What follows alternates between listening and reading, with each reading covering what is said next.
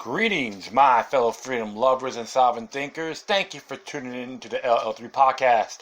My name is Craig, transmitting from the beautiful, wild, and wonderful Mountain State. And today's date is Sunday, October 4th, 2020. Yeah, and just hanging out with the dogs. I want to see them be alone. All that's good stuff. And it looks like the whole thing with COVID-19 on Donald Trump and I always forget her name. First Lady. Hopefully they'll be doing well. And there's even sometimes you got to think about this as well if there are considered false positives. So it could be precautionary. That's fine. Of course, people complaining. He has the best health care system right now. But but the ACA, he wants to repeal it so that he's a scumbag. Well, I can tell you this about the Affordable Care Act. It's unconstitutional, invalid, null and void. And it conflicts with states' rights. Yeah, the 10th Amendment still lives. I don't care what you centralized hacks have to say. Alright? And I say that in respect. Oh, looks like the dog peed on the lounge chair. Good grief. But, yeah, I'm just watching with my dogs. So, one of those things, folks. I know there's supposed to be some constitutional Second Amendment 2A rally in Washington, D.C. Of course, D.C. District of Columbia says, we're going to restrict the permits. You can't have this and that. Only can have 50 people. So, the right for peaceably assemble is illegal or limited in D.C. And they want to become the 51st state, supposedly. Please. They can't even tie their own shoelaces politically. Good grief. Yeah, I just get a good chuckle and laugh when I hear all this garbage. And I was watching videos from a high impact vlog. He's cool. I like him. And he talked about the video about Gordon Lightfoot was mocking COVID, anti-maskers and all that. And had the audacity to say, if you don't wear the mask, the police will arrest you. Hey, Beetlejuice, why not just do it yourself? I can see how tough you are. One thing about these bobbleheads, elected servants, they believe they're so tough when they speak, but they don't even have the gall to back it up on their own free will. Not more than rhetoricians, plain and simple. Well, looking at my sample ballot and studying the amendments in the Florida Constitution. Most of it I'm just going to scrap it. Some of it should need to be legislated, not on the constitutional grounds. And a few in there is constitutionally merited. They got to make a decision. Well,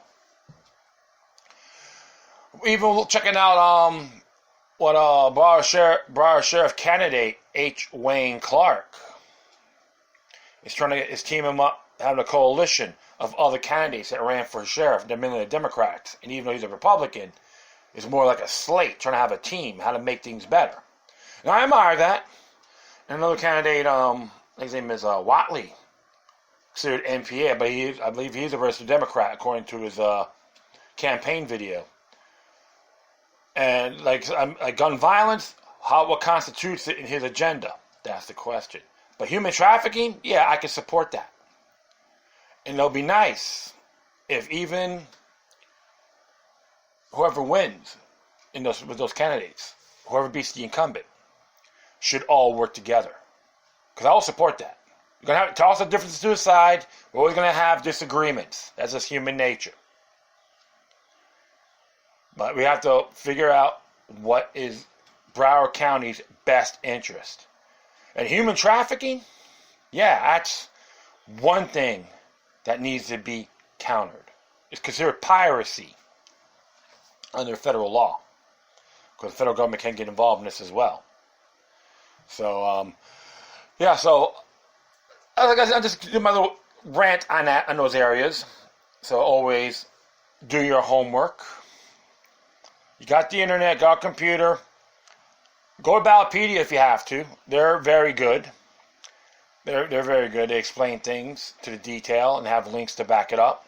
What the certain amendments and ballots are, yeah. on your ballot. Doesn't matter if it's wherever you're at in all 50 states, including territories, even around the world. So vote wisely. And remember this, when you vote for the president, vice presidential candidate, vice presidential ticket, you're just endorsing it to the Electoral College. And people say, oh, we got to get rid of it. No. Leave it alone. You think all the big mega cities is going to look out for the rural's best interest? Or vice versa? Hell no.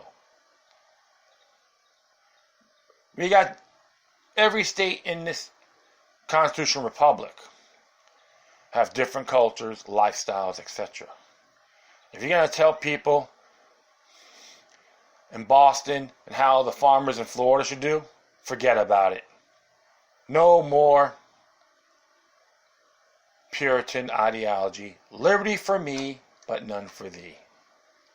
So that's how it goes.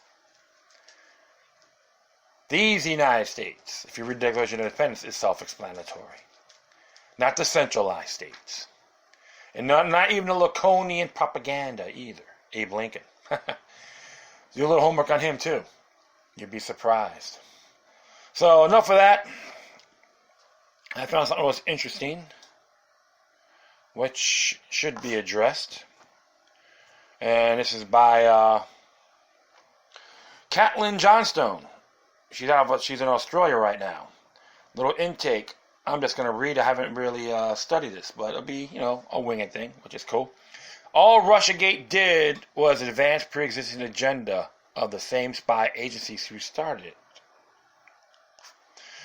As it reads here, one of many interesting stories that has gotten lost in the shuffle over the controversy over the horrible Trump-Biden debate and the president's recent COVID diagnosis is the recent allegation by the Federalist Sean Davis that CIA Director Gina Haspel has been personally blocking the declassification of incriminating documents pertaining to the origins of the Trump-Russia collusion conspiracy theory known as Russiagate. Davis' claim may be true or false, but is worth earmarking for later reference, given that we already know Haspel has been actively persuading the U.S. president to roll out Cold War escalations against Russia. Given that we know the only real change as a consequence that we have come about as a result of Russiagate are changes which advance the long-standing agendas of the same intelligence agency who started it. The mainstream Democratic partisan narrative has been that investigations into possible collision between the Trump camp and the Moscow were designed to ascertain whether the U.S. government has been co-opted at its highest level by a hostile foreign power, with countless human clickbait pundits claiming early in Trump's term that these investigations would result in Trump being dragged out of the White House in chains. The mainstream Republican partisan narrative has been that the president was the target of a soft coup attempt by the deep state using false allegations of Russia collusion in an attempt to remove him from office for standing up to the deep state. Like most partisan narratives, these are both false. It is correct that the conspiratorial allegations of Vladimir Putin secretly controlling the executive branch of the U.S. government were bogus. It is also correct that Russiagate was a psyop advanced by forces in the U.S. intelligence cartel who are sometimes collectively referred to as a part of the deep state, though that term has become largely meaningless in recent due to Trumpist twisting its meanings into Democrats and any more who doesn't like Trump. Both Republicans and Democrats are mistakes in believing that Russiagate had nothing to do with removing Trump from office. Russiagate was never a deep state operation targeting Trump. Russiagate has always been a deep state operation targeting Russia. You may be sure this is true because while Russiagate has not had any significant negative effect on Trump, it has greased the wheels for escalation of many new Cold War aggressions against Russia. And of course, she did add this to her Twitter page, so check it out. Anyone who was misinformed and unbiased knew that Mueller's investigation would never touch Trump. Even as a newbie at the time, I correctly called it back in 2017. Anyone who was capable of counting Senate seats knew impeachment would result in acquittal. As far as Trump's presidential career is concerned, all Russiagate ever accomplished was galvanizing his Republican base around the completely false notion that he's fighting the establishment.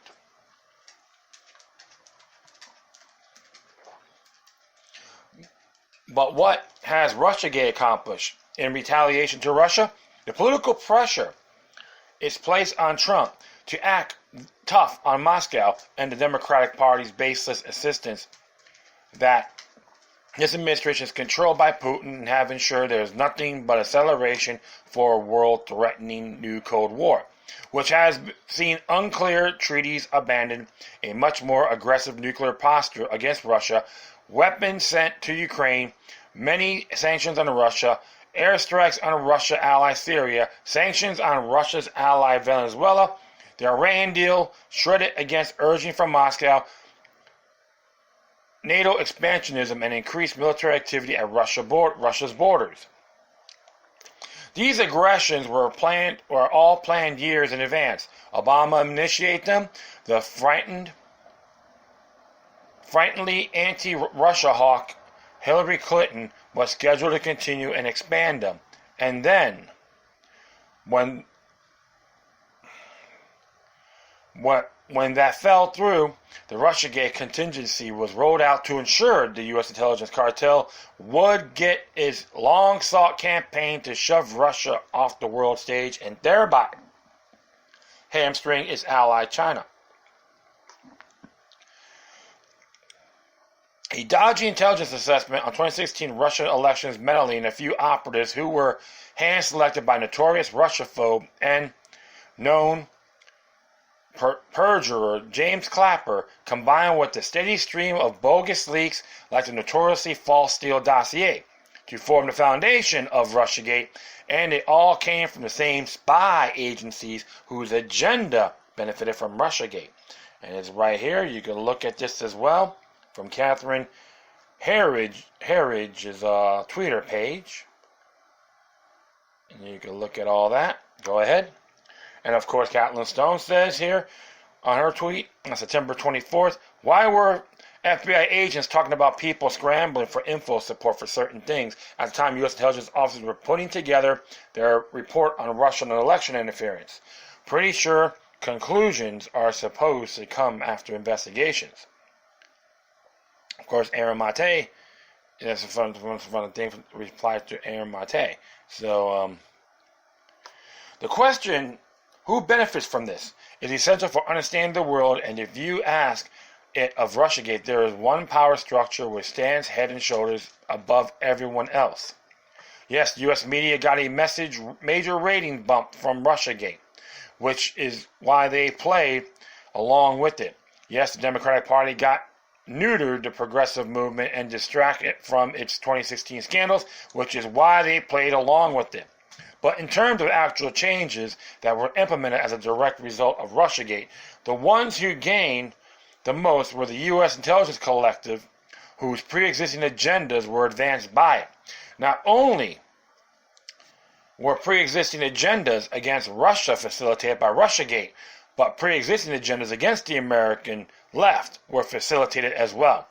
The burgeoning swell of progressive populism galvanized by the 2016 Sanders campaign would have made a lot more warmongers nervous, and the opaque government agencies which consistently ally themselves with status quo loyal plutocrats, a vested interest in protecting the class with which they are allied. The fact that all oxygen was sucked from the progressive movement into baseless Russia conspiracy theories served the same intelligence cartel which initiated Russiagate.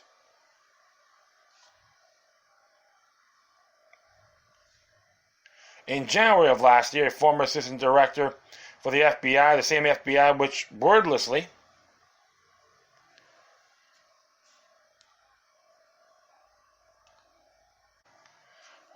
hold on here. Got a little distracted, but I'm okay. The FBI, which wordlessly allowed the bogus Steele dossier to circulate despite knowing its intelligence had been compromised, admitted that his work with the FBI had concluded actively sabotaging left politicians in the United States to keep them out of the government. This officer's entire FBI career took place after J. Edgar Hoover's death and after COINTELPRO had officially been ended. And there's a thing here by Andrew Lawrence. He tweeted that interview. So that's long-standing agendas of U.S. spy agencies that were advanced by Russiagate, a psychological operation which was launched by those same agencies. All you really need to know about Russiagate, that it was started by the same spy agencies which directly benefited from it, unless you were born yesterday. This will tell you that we were conned, and now we're being told that the CIA director is forcefully obstructing transparency into the creation of that operation, even as the same Office of the Director of National Intelligence, James Clapper headed, is promoting the narrative that Iran and China are seeking to influence the U.S. election for Biden, while Russia is seeking to influence it for Trump. Exactly. Little tweet here. You can check all this out. This narrative that we were being primed for will enable these same spy agencies to sell the story that at least one of the governments that they have targeted for sabotage can be accused of election interference regardless of who wins. And the most depressing thing about it is that they already know they'll be able to sell it successfully, because nobody has learned anything over the last 4 years despite the transparent scam of Russiagate. Democrats will happily keep pushing Russia conspiracy theories if Trump wins, and Republicans will cheerfully push conspiracy theories about China and or Iran after a Biden win. There is no reason to change strategies if it's been immensely successful. If it ain't broke, don't fix it. Watch them. She's right. Always question these things. Look, I never even bought the Russiagate scandal either. And you got some people out there I talk to still buy the narrative. Oh, Trump won because of Russia in a collision. If it was Israel, they'll call you anti-Semitic. Think about that. You always got to question how big the deep the rabbit hole goes, or how big the picture is. I'm not surprised about this article at all, but it has to be addressed. Caitlin Johnstone always do her job. So, folks, I recommend you donate money to her the best you can, even $1 a month, or $1, even throw something at her, because the mainstream media don't want you to know these things. But a lot of us, like myself and her and many others, do. Always observe responsibly. Don't jump the gun. Don't be the clowns out there or have a sign supporting some jerk off because you don't like the other person. Always focus on the principles. That's it. The principle itself. And that will be it. I'd like to thank everyone for listening. Plus, feel free to download and share us throughout your social media networks. If you have any questions, comments, or you send something that's interesting you want to check out, whatever you do, please send your correspondence to Decorum. Furthermore, I'll leave this article on my Spreaker page, and you can hit me on all the social media sites, Facebook, Twitter, Minds.com. I got some catching up to do to other sites. All you gotta do is hit that search engine, Loki Luck 3, or Loki Luck Roman numeral 3. You'll find me.